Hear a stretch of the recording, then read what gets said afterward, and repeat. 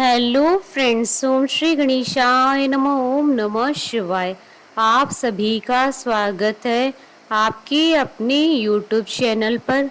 Friends, आज हम आपको इस वीडियो में बताने जा रहे हैं कि आषाढ़ मास की मासिक शिवरात्रि का शुभ मुहूर्त, पूजा विधि, पूजा के नियम, महत्व और मासिक शिवरात्रि की पौराणिक व्रत कथा और मासिक शिवरात्रि के दिन जीवन में सुख समृद्धि और सर्व कार्य सिद्धि के लिए किए जाने वाले उपायों के बारे में। फ्रेंड्स, वीडियो शुरू करने से पहले आपसे रिक्वेस्ट है, अगर आप हमारे चैनल पर नए हैं और आपने अभी तक चैनल को सब्सक्राइब नहीं किया है तो प्लीज़ सब्सक्राइब कीजिएगा चैनल को, साथ ही प्रेस कीजिएगा बेल आइकन को, जिससे नए वीडियो से रिलेटेड नोटिफिकेशन आपको तुरंत प्राप्त हो सके। और वीडियो पसंद आने पर वीडियो को लाइक और शेयर जरूर कीजिएगा ताकि सभी भक्तों को इस वीडियो का लाभ प्राप्त हो सके। और कमेंट बॉक्स में ओम नमः शिवाय जरूर लिखिएगा। प्रत्येक माह में कृष्ण पक्ष की चतुर्दशी तिथि को मासिक शिवरात्रि का व्रत किया जाता है। इस तरह से पूरे वर्ष में 12 मासिक शिवरात्रि आती हैं। हिंदू धर्म में मासिक शिवरात्रि का भी विशेष महत्व माना जाता है। शिवरात्रि का दिन भगवान शिव जी को प्रसन्न करने के लिए बहुत ही विशेष माना जाता है। इस दिन भगवान शिव और माता पार्वती जी की पूजा का विशेष महत्व होता है। मान्यता है कि इस व्रत को करने से भक्तों के सभी कष्ट दूर होते हैं और जीवन में सुख समृद्धि का वास होता है। इस दिन भगवान शिव जी की पूजा करने से वे अपने भक्तों पर अपार कृपा बरसाते हैं। पौराणिक मान्यताओं के अनुसार भगवान शिव इस दिन शिवलिंग के रूप में प्रकट हुए थे, जिसके बाद सर्वप्रथम ब्रह्मा जी और श्री हरि विष्णु जी ने उनका पूजन किया था। इसी उपलक्ष्य में प्रति मास कृष्ण पक्ष की चतुर्दशी तिथि को शिवरात्रि यानी शिव जी की रात्रि के रूप में मनाया जाता है। इस दिन शिव भक्त व्रत करते हैं और अपने आराध्य देव को प्रसन्न करने के लिए विधि विधान के साथ उनकी पूजा करते हैं। फ्रेंड्स, अब आइए जानते हैं मासिक शिवरात्रि के शुभ मुहूर्त के बारे में। हिंदू पंचांग के अनुसार इस बार आषाढ़ मास की मासिक शिवरात्रि 27 जून 2022 सोमवार के दिन है। आषाढ़ कृष्ण चतुर्दशी तिथि प्रारंभ होगी 27 जून 2022 को सुबह 3:25 पर और आषाढ़ कृष्ण चतुर्दशी तिथि का समापन होगा 28 जून 2022 को सुबह 5:52 पर। निशीता काल पूजन का समय रहेगा रात्रि 12:10 से रात्रि 12:50 तक। कुल अवधि 41 मिनट है। अब आइए जानते हैं मासिक शिवरात्रि पर भगवान शंकर की आराधना करने की पूजा विधि के बारे में। कृष्ण पक्ष की चतुर्दशी तिथि को प्रातः काल जल्दी उठकर स्नान आदि करने के पश्चात स्वच्छ वस्त्र धारण करें। अपने घर के मंदिर की साफ सफाई करके गंगा जल छिड़के। इसके बाद भगवान शिव जी के समक्ष धूप दीप प्रज्वलित करें। यदि आपके घर में शिवलिंग है तो शिवलिंग का अभिषेक करें। इसके बाद शिव जी की प्रिय चीजें श्वेत पुष्प, फल, बेल पत्र, धतूरा, बांग आदि चीजें अर्पित करें। इस दिन किसी शिव मंदिर में जाकर भगवान शिव सहित पूरे शिव परिवार का पूजन करें और शिव जी का रुद्राभिषेक करें। पूजा पूर्ण होने के बाद शिव जी की आरती करें। शिव जी को प्रसन्न करने के लिए शिव मंत्रों का जाप करें और शिव चालीसा का पाठ करें। इस दिन रात्रि में जागरण कर पूजन करने का बहुत महत्व माना गया है। रात्रि में जागकर शिव जी का पूजन करें और भजन कीर्तन करते हुए रात्रि व्यतीत करें।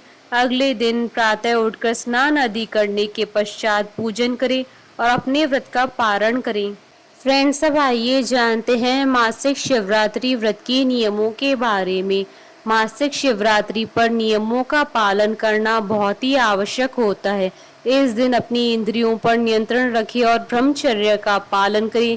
इस दिन क्रोध न करें, केवल शांत मन से पूजन करें और किसी के लिए अपशब्द न कहें। इस दिन भूलकर भी किसी तामसिक चीज या फिर मांस मदिरा का सेवन न करें। भगवान शिव पशुपति नाथ कहलाते हैं। इस दिन भूलकर भी किसी पशु पक्षी और बेजुबान जानवर को न सताएं। फ्रेंड्स, अब आइए जानते हैं मासिक शिवरात्रि के दिन किए जाने वाले उपायों के बारे में। बिजनेस में सफलता के लिए मासिक शिवरात्रि के दिन शिव चालीसा का पाठ करना चाहिए। शिव चालीसा का पाठ करने के लिए भगवान शिव जी के आगे देसी घी का दीपक जलाएं और वहीं भगवान की तस्वीर के आगे बैठकर शिव चालीसा का पाठ करें।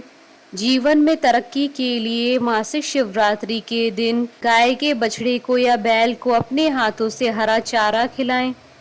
इस दिन शिवलिंग का अभिषेक करने से जीवन की सभी समस्याओं का अंत होता है और साथ ही भगवान शिव जी का आशीर्वाद प्राप्त होता है।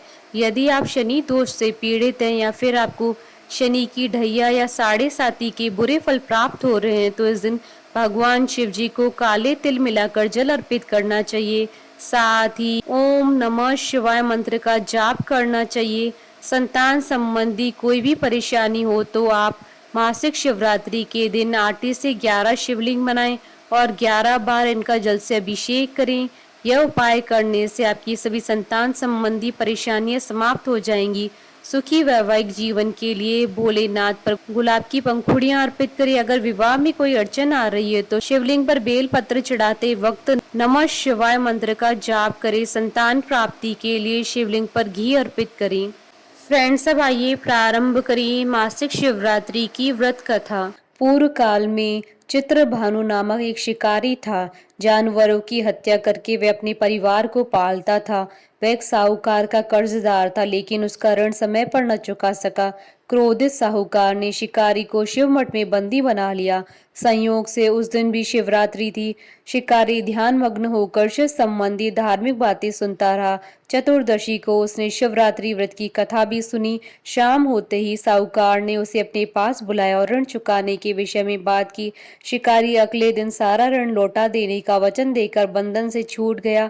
अपनी दिनचर्या की भांति वह जंगल में शिकार के लिए निकला, लेकिन दिन भर बंदी गृह में रहने के कारण भूख प्यास से व्याकुल था।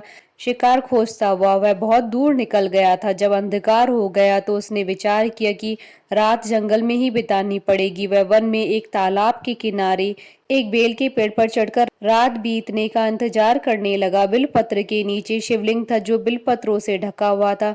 शिकारी को यह पता न चला। पड़ाव बनाते समय उसने जो टहनियां तोड़ी थी वह संयोग से शिवलिंग पर गिरती चली गई। इस प्रकार दिन भर भूखे प्यासे शिकारी का व्रत भी हो गया और शिवलिंग पर बेलपत्र भी चढ़ गए। एक पहर रात्रि बीत जाने पर एक गर्भिणी हिरणी तालाब पर पानी पीने पहुंची। शिकारी ने धनुष तीर चढ़ाकर ज्यों ही प्रत्यंचा खींची। हिरणी बोली, मैं गर्भिणी हूँ, शीघ्र ही प्रसव करूंगी। तुम एक साथ दो जीवों की हत्या करोगे जो ठीक नहीं है। मैं बच्चे को जन्म देकर शीघ्र तुम्हारे समक्ष प्रस्तुत हो जाऊंगी, तब मार लेना। शिकारी ने प्रत्यंचा ढीली कर दी और हिरणी जंगली झाड़ियों में लुप्त हो गई। प्रत्यंचा चढ़ाने तथा ढीली करते वक्त कुछ बिलपत्र अनायास ही टूटकर शिवलिंग पर गिर गए। इस प्रकार उससे अनजाने में ही प्रथम पैर का पूजन भी संपन्न हो गया। कुछ देर बाद जब एक और हिरणी उधर से निकली, शिकारी की प्रसन्नता का ठिकाना न रहा। समीप आने पर उसने धनुष पर बाण चढ़ाया। तब उसे देख हिरणी ने विनम्रता पूर्वक निवेदन किया, हे शिकारी, मैं थोड़ी देर पहले ऋतु से निवृत्त हुई हूँ, कामातुर हिरणी हूँ, अपने प्रिय की खोज में भटक रही हूँ। मैं अपने पति से मिलकर शीघ्र ही तुम्हारे पास आ जाऊंगी। शिकारी ने उसे भी जाने दिया। 2 बार शिकार खोकर उसका माथा ठनका। वह चिंता में पड़ गया। रात्रि का आखिरी पैर भी बीत रहा था। इस बार भी धनुष से लगकर कुछ बेलपत्र शिवलिंग पर जा गिरे तथा दूसरे पैर की पूजा भी संपन्न हो गई। तभी एक अन्य हिरणी अपने बच्चों के साथ उधर से निकली। शिकारी के लिए यह स्वर्णिम अवसर था। उसने धनुष पर तीर चढ़ाने में देर न लगाई। वह तीर छोड़ने ही वाला था कि हिरणी बोली, हे शिकारी, मैं इन बच्चों को इनके पिता के हवाले करके लौट आऊंगी। इस समय मुझे मत मारो। शिकारी हंसा और बोला, सामने आए शिकार को छोड़ दूं? मैं ऐसा मूर्ख नहीं हूं। इससे पहले मैं 2 बार अपना शिकार खो चुका हूं। मेरे बच्चे भूख प्यास से व्यग्र हो रहे हैं। उत्तर में हिरणी ने फिर कहा, जैसे तुम्हें अपने बच्चों की ममता सता रही है, ठीक वैसे मुझे भी है। हे शिकारी, मेरा विश्वास करो, मैं इन्हें इनके पिता के पास छोड़कर तुरंत लौटने की प्रतिज्ञा करती हूँ। हिरणी का दुख भरा स्वर सुनकर शिकारी को उस पर दया आ गई। उसने उस मृगी को भी जाने दिया। शिकार के अभाव में तथा भूख प्यास से व्याकुल शिकारी अनजाने में ही बेलपत्र के वृक्ष पर बैठा बेलपत्र तोड़ तोड़कर नीचे फेंकता जा रहा था। पांव फटने को हो गई और एक एक हष्ट पुष्ट मृग उसी रास्ते पर आ गया। शिकारी ने सोच लिया कि इसका ही शिकार वह अवश्य करेगा। शिकारी की 3 प्रत्यंचा देख मृग विनीत स्वर में बोला, हे शिकारी, यदि तुमने मुझसे पूर्व आने वाली 3 मृगियों तथा छोटे-छोटे बच्चों को मार डाला है तो मुझे भी मारने में विलंब न करो, ताकि मुझे उनके वियोग में एक क्षण भी दुःख न सहना पड़े। मैं उन हिरनियों का पति हूँ। यदि तुमने उन्हें जीवन दान दिया है तो मुझे भी कुछ क्षण का जीवन देने की कृपा करो। मैं उनसे मिलकर तुम्हारे समक्ष उपस्थित हो जाऊँगा। मृग की बात सुनते ही शिकारी के सामने पूरी रात का घटनाक्रम घूम गया। उसने सारी कथा मृग को सुना दी। तब मृग ने कहा, मेरी तीनों पत्नियां जिस प्रकार प्रतिज्ञाबद्ध होकर गई हैं, मेरी मृत्यु से अपने धर्म का पालन नहीं कर पाएंगी। अतः जैसे तुमने उन्हें विश्वास पात्र मानकर छोड़ा, वैसे ही मुझे भी जाने दो। मैं उन सबके साथ तुम्हारे सामने शीघ्र उपस्थित होता हूँ। शिकारी ने उसे जाने दिया। इस प्रकार सुबह हो गई। उपवास, रात्रि जागरण तथा शिवलिंग पर बेलपत्र चढ़ाने से अनजाने में ही शिवरात्रि की पूजा पूर्ण हो गई। पर अनजाने में ही की हुई पूजन का परिणाम उसे तत्काल मिला। शिकारी का हिंसक हृदय निर्मल हो गया, उसमें भगवत शक्ति का वास हो गया।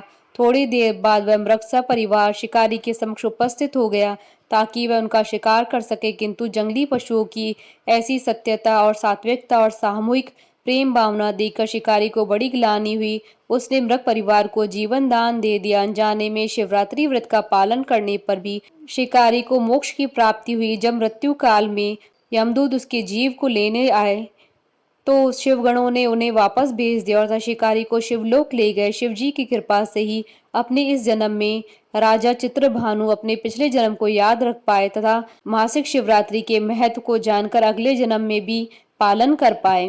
बोलिए भगवान शंकर माता पार्वती जी की जय। हमारे साथ इस वीडियो में अंत तक बने रहने के लिए आपका धन्यवाद। ओम श्री गणेशाय नमः। ओम नमः शिवाय।